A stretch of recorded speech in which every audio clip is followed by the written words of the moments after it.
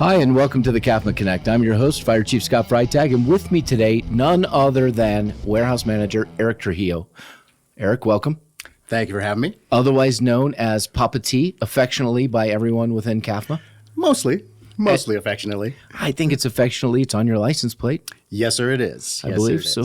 So our intent this week, Erik, in bringing you on is we really want to highlight the warehouse because we think that we have something special here that a lot of other agencies in the state don't really have. And it's not just the warehouse work that you all do, but it's that personal connection you all have and the interaction that I think makes our warehouse special in comparison to others.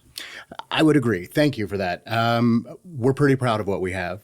You are correct. It's funny. We're a warehouse full of EMS supplies, equipment, et cetera, but that's almost becoming secondary to what we actually do anymore. In fact, we're doing ladder testing this week. Okay. We're wrapping that up this Friday. We're on the verge of finishing up our SCBA flow testing. We now do that as well. So we are certified to take care of our SCBAs as well. We handle all the PPE, all the turnouts, purchasing, maintenance, repairs, right. some repairs, and so forth. So what type? If somebody were to come into the warehouse, what are some of the things they would find there? Almost anything you'd find in your household. Okay. Almost. Again, because they're guys on the floor, they live at the stations. Right. So we're trying to make that their home as best as we can within reason. Sure. So literally from pens and paper to janitorial supplies to televisions, you name it. We kind of refer to ourselves as the department Walmart. Right. So clothing, like I said, just about anything you can imagine in your house, we have. Well, and so the bane of every fire chief's existence is uniforms. And so you handle our uniforms for us. You deal with the suppliers. You deal with the types of uniforms we get. If we want to add something into the uniform selection, that goes through you and your uniform committee. Correct. That's a pain from the chief's perspective, and I don't even have to deal with it now. I just say go talk to Papa T. How is it from your perspective with uniforms? You're talking everything: polo shirts, T-shirts, gym shorts, pants, this kind of pant, this kind of pant. It's a nightmare. We start ramping up, getting ready for the new uniform order right about July, August. Okay. It comes out in November, but at that point is when I start checking with our vendors, what price increases, what's been discontinued. Now I've got to find something to replace that. Cost increases, supply chain issues have been a nightmare for the last few years. Yes. And then getting everybody's names correct, which we've had a few little mishaps there. We have a lot of people. A lot of people. And we have so many different types of, as you said, apparel. Mm-hmm. We have specific apparel for our admin folks. We have different apparel for prevention, different for fleet, different for us, different. So maintaining all that and staying on top of that, mm-hmm. It is a lot of work. Fortunately, we have a great vendor that we work with primarily. Okay. And he hates November as well. Yes. So, but again, we work through it. He's been a great partner. The vendor supplier we work with for our screen printing, et cetera. Okay. And that is Action Graphics here correct. in Prescott. Correct. Shout out to Action Graphics. Thank you so much for all the work that they've done for us over the years. They do phenomenal work. Great folks to work with. And considering the amount of volume we do with them, they crank it out pretty quickly. So, and again, when I hand them that spreadsheet of 45 different categories, there's a few words thrown my way, sure. And then he gets to work. So, but yeah, I can't say enough about them. They've been a great partner. So. Well, and the other thing you have to deal with in this, besides just the clothing part, is the shoe part and the boots. And everybody's feet are different, and these are really comfortable for me, but I don't like them. So how is that? Right up there with uniforms. Okay. It never fails. We finally get something we like, everybody likes, and it gets discontinued. So right. I've got to find something comparable. I usually reach out to a handful of guys. Hey, do you know of anything that you've had from other organizations you've maybe worked for or what have you? And try and find something. And a lot of the times I depend on the guys. Hey, right. Can we try this? Absolutely. I'll bring in a pair. They do the wear test for me, give me the feedback. If you don't like them, give me the pros and cons, not just, oh man, they're so pretty. Right. You know, I don't care if they're pretty. Do they work? Are they comfortable? You got to be in them all day. Yeah. Like I said, that works. But again, same thing, supply chain issues. Right. Cost increases have gone through the roof. Yeah. A pair of boots used to be $275, $300. We're looking at, in some cases, $450, $500, even over $500, which I had to remove them. They're just too expensive. Right. So, Well, and I'm glad you brought that up because I was talking to Chief Tharp before we came over here, and he said our budget has gone up so significantly the last couple of years. The public's going to be asking questions. And the fact is, one, they should be asking questions. But two, the other part of that is we should be out explaining to them why.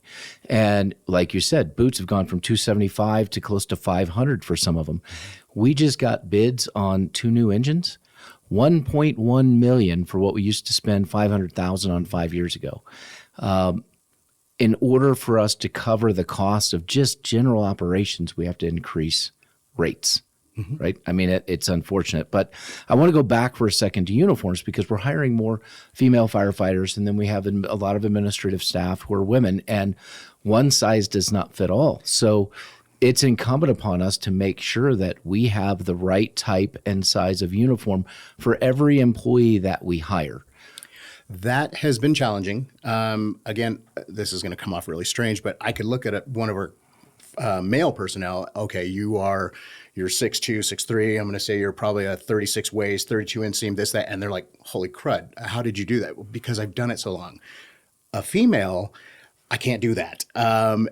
Nothing fits them correctly, nothing. And I end up having to have it tailored for them and this and that. And I feel bad for them. There is some apparel out there, but it doesn't necessarily match what we have. So then, like I said, we kind of have to tailor it and kind of work with what we have. So, Kathy, anything you'd like to add to that, sitting back there? I'm just very grateful for everything the warehouse does for us. We have lots of options because we need lots of options. It's appreciated. And Erik's right, because I've seen complaints in other departments across the country where they've hired a lot more female firefighters than we have currently, but they didn't make the adjustment to ensure that they got, whether it was turnout gear or uniforms that properly fit. And I think that it's great, and we should be taking those extra steps that you've taken to ensure that every member of our agency feels comfortable in the uniform that they wear into work. It's important. It really is. Especially, again, the apparel we have for our admin staff, it's attractive. It's really nice looking items. For our females on the floor, again, it is so hard for them. So thankfully, Kayleen, when we had Kayleen here, she was my first test person. And we ended up having to have a lot of stuff tailored for her. And then Harper came along, and Harper was similar, but not quite. So again, it's been trial and error. Ordering turnouts for them. We can't get them at Baby Gap. So I end up almost having to have them special made to fit them properly.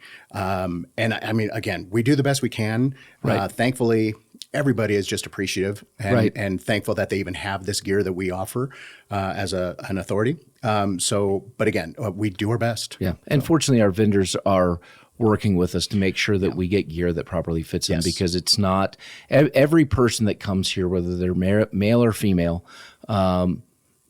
everybody's different. And so getting them gear that fits them properly so that they can do the job is vitally important to everyone's success. Absolutely. And so I appreciate the fact that you take the time to work with every individual to make sure that what they have is what they need and fits them properly so that they can do their job. I appreciate that. It is a lot of work. I know I'm not making everybody happy, but I'm doing the best I can. Again, just getting things has been challenging. Uniforms are no different. It's been a nightmare for the last few years now.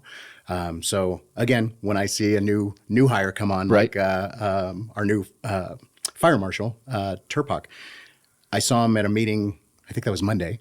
And he comes walking in with his apparel on, and I was like, yeah, I did that, Yeah. So he was one of the success stories. It doesn't always go as smoothly, but anyway. And we're going to have him on soon. What a great person. But he's good. To your point about you don't make everybody happy, welcome to my world.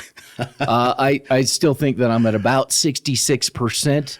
So that's better than any politician's approval rating, especially today. It's better than some of the hitting stats for some of our baseball players for upcoming seasons. So I'm going to call it a win. Sometimes people are just going to be unhappy. Again, we do the best we can. We do. So on the EMS supply side, Erik, tell us a little bit about that. So everything we need EMS wise, other than our drug box that we work with the hospital on, everything else comes through you. Correct. We have just shelves and shelves and shelves of EMS supplies. It's a constant rotation of materials and supplies, soft supplies, et cetera. And then with the rescues coming on, making sure that they are outfitted properly, conforming to DHS standards, et cetera. So we have just a load of EMS supplies on the shelves. Again, very hard to maintain. Right. We're constantly working on those. We're doing cycle counts weekly just to make sure what we say we have. And again, checking expiration dates. And some of those we even miss because there's so many things. And the guys will let us know and so forth. But you name it. Just about anything you can think of that is needed to run an EMS call, we have. So sure. Yeah. Well, and let's talk about something else that you all do for our personnel that a lot of other agencies don't have this option, but the warehouse handles all of our turnout gear cleaning, whether it's annual cleaning or after a structure fire. But one of the things we know with turnout gear, one, after a structure fire, you have the carcinogens. That's why we're trying to be so careful in the engines and with our personnel on those apparatus after a call. The other side is the PFAS in the gear, but what a lot of folks may not realize is that, okay, the firefighter has taken their gear off, they put it in a bag, now it goes to the warehouse, but now you could be exposed. So what are some of the precautions that you and your personnel take to properly handle that gear, launder it, and then get it back to the respective individual? What we do now, we actually put on Tyvek, head to toe, hood, everything, with a face mask and canisters, gloves, the works. But initially, once we get the bags of turnouts in from everybody, we let them off gas outside. We just set them out, open them up, and let them off gas for however long before we even bring them inside.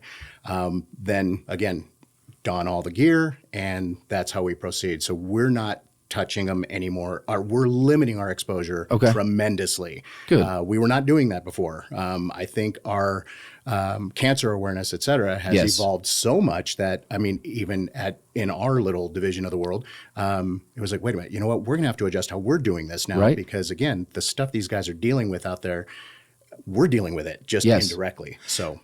Well, and I think, that's important to understand because, I mean, when I was on the engine, we took our gear after a fire and we'd throw it in the extractor and then we'd pull it back out and put it back on the engine, or we'd wouldn't have time to do that. So we'd throw it into our vehicle to go to another fire station. We didn't think about it. And today we're far more aware.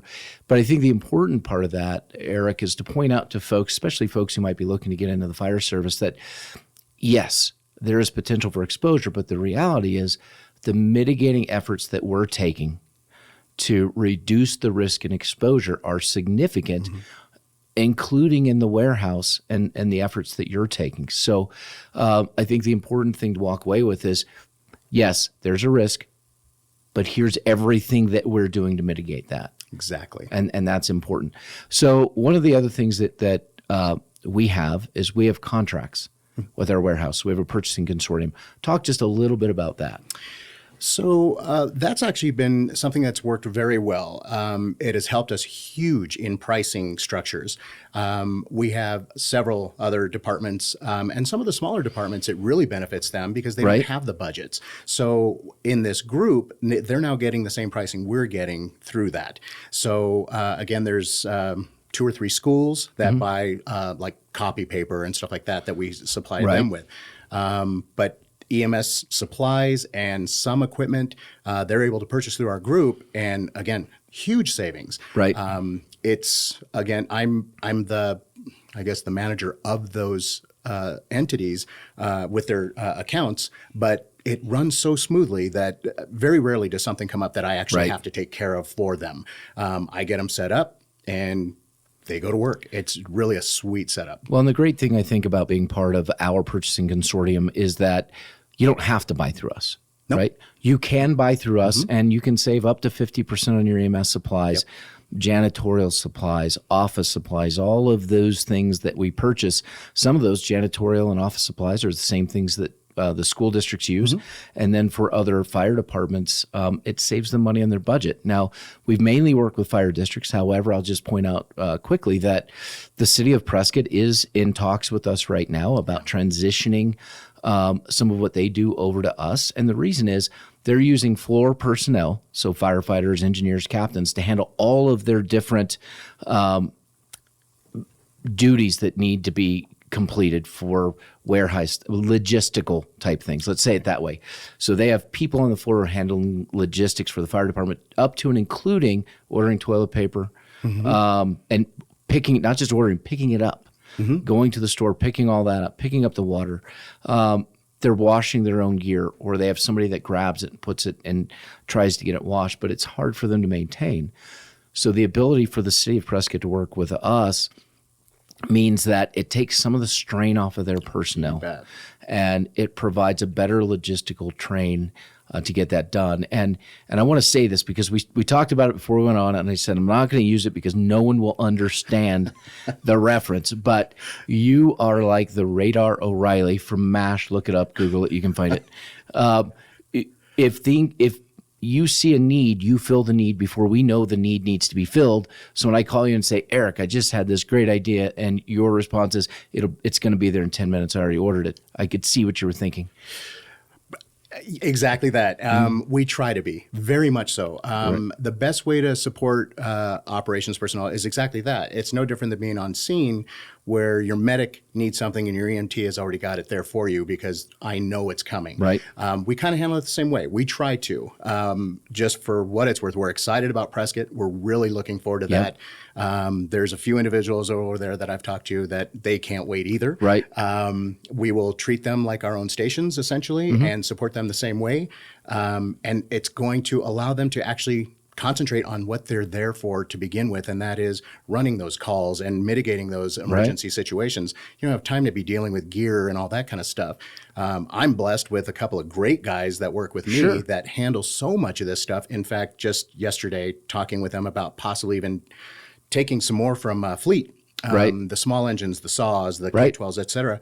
Well, both of my guys are small engine guys. So they're like, well, we could take care of that too. And so, again, we're trying to become that one-stop shop for everybody. Right. So that's why I say, ironically, what we do with delivering of supplies, that's almost secondary to our function anymore. We do so many other things. Hose testing is coming up next month, and as a matter of fact, we'll be jumping on that. So, in fact, I think Prescott wants us to do theirs too, but that's a talk down the road. Yeah, no. I think well, first and foremost, your folks, Jake and Josh, Nickelodeon fame, Google it. You'll figure it out. But they do a fantastic job for us. They've been a great addition.